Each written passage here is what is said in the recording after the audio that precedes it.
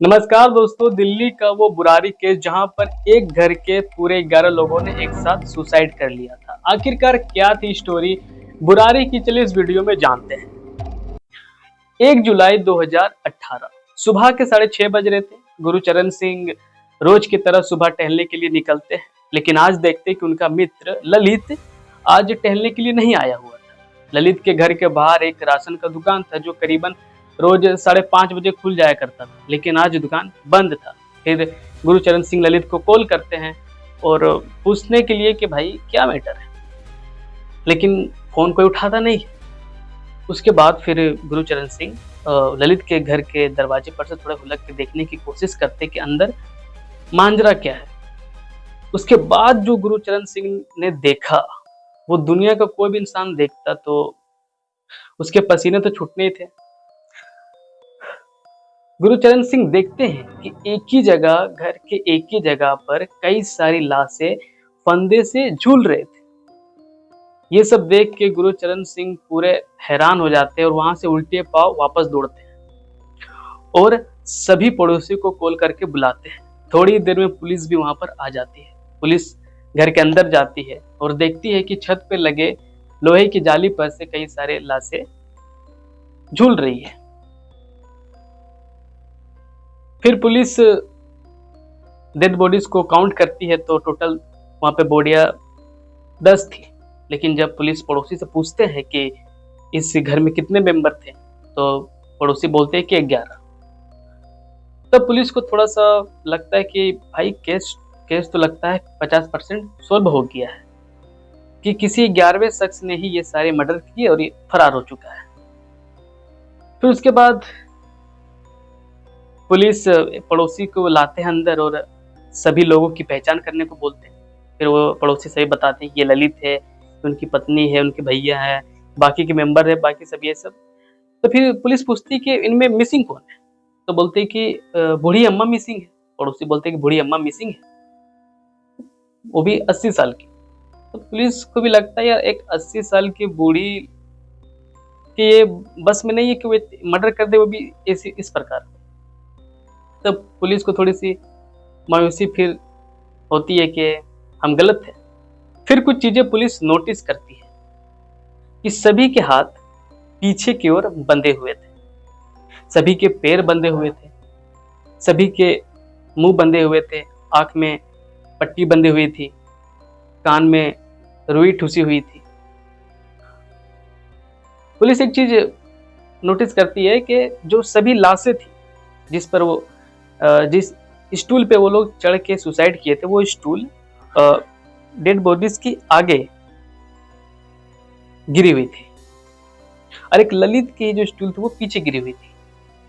और दूसरी चीज नोटिस करते हैं कि सभी लाशों के जो हाथ थे वो टाइटली बंधे हुए थे, लेकिन एक ललित था जिनके हाथ लूज बंधे हुए थे। ऐसा लग रहा था कि जैसे ललित ने ही सभी के हाथ बांधे, फिर लास्ट में अपनी हाथ बांधी और फंदे से झूल गए। ये सब देख के फिर पुलिस एक थ्योरी सोचते हैं कि शायद कुछ ऐसा हुआ होगा कि ललित ने पहले सभी के हाथ बांधे, सभी ने फिर सभी स्टूल पे खड़े हुए और फिर ललित ने पीछे से लात मार के स्टूल को गिरा दिया, जिसके कारण लोग सब फंदे से झूले और खत्म। लास्ट में फिर ललित भी उसी प्रकार झूला और सुसाइड कर लिया। फिर पुलिस बाकी के रूम की भी छानबीन करते हैं तो वहां पर दूसरे रूम में बूढ़ी अम्मा का डेड बॉडी बेड पे पड़ा हुआ मिलता है। फिर पुलिस पूरे घर की जांच करती है तो उनको उनके पूजा रूम से 11 डायरी मिलती है। फिर जो खुलासे होते हैं उस डायरी को पढ़ने के बाद, साल 2007 में भाटिया परिवार के मुखिया भोपाल चुंडावत की मृत्यु हो जाती है। वैसे तो उनका सरनेम चुंडावत था, लेकिन उस बुरारी इलाके के सभी लोग उन्हें भाटिया परिवार के नाम से जानते थे। कुछ समय बाद ललित का कहना था कि उनके सपने में उनके पिताजी आते हैं या फिर कभी कभी उनके बॉडी में भी उनके पिताजी की आत्मा आती है और उन्हें एक अच्छी जिंदगी के उपाय देते हैं। भोपाल चुंडावत की बात घर के सभी लोग सुनते थे। घर में क्या होगा, कैसे होगा, कौन क्या करेगा, इन सभी का निर्णय भोपाल चुंडावत ही लेते थे। ललित एक डायरी लिखा करता था और कहता था कि इसमें उसके पिताजी के कहे अनुसार वो उपाय है, वो तरीके हैं जो उनके लिए अच्छे हैं और उनके परिवार में सभी को करना चाहिए एक अच्छी जिंदगी के लिए। और धीरे धीरे उस ललित की बात और उस डायरी वाली बात घर के सभी लोग मानने और सुनने लगे और लोग करते भी थे।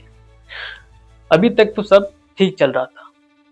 फिर 11 साल बाद आता है साल 2018। अब इन सभी को ललित के लिखे गए डायरी के हिसाब से एक खास किस्म की पूजा करनी थी, जिसमें बरगद की लत की तरह इन्हें झूलना होता है। उन सभी लोगों का मानना था कि इस पूजा को करने से ईश्वर उन्हें आकर उन्हें दर्शन देंगे, जिसकी प्रैक्टिस वो लोग घटना के 5-6 दिन पहले से करते थे। वो लोग रोज उसी तरह स्टूल पे खड़े होते, फंदे को गले में डालते और 1-2 मिनट खड़े रहने के बाद उतर जाते। फिर सब हंसते भी थे आपस में एक दूसरे को देख। और ये प्रैक्टिस 5-6 दिन तक इसी प्रकार चलता था। और ये सारी बात किसी को बतानी भी नहीं थी, सबसे छुपा के भी रखनी थी। लेकिन घर में तो बच्चे भी होते हैं, बच्चे तो भले बच्चे होते हैं, वो तो खेल खेल में अपने फ्रेंड्स के साथ बात शेयर कर ही देते हैं। तो उसी प्रकार एक घर का एक बच्चे ने अपने फ्रेंड से ये बातें शेयर कर दी थी कि हम लोग एक खास किस्म की पूजा कर रहे हैं, हमें भगवान के दर्शन होंगे। और उस इलाके में लगे सीसीटीवी कैमरे में भी ये देखने को मिला था कि घर के लोग कभी स्टूल लेके जाते थे, कभी रस्सी लेके जाते थे। ये सब भी कैमरे में सब कैद हो ही गए थे। फिर पुलिस ने ये माना कि ये सारी मौतें अंधश्रद्धा के चक्कर में धोखे में हो गई थी।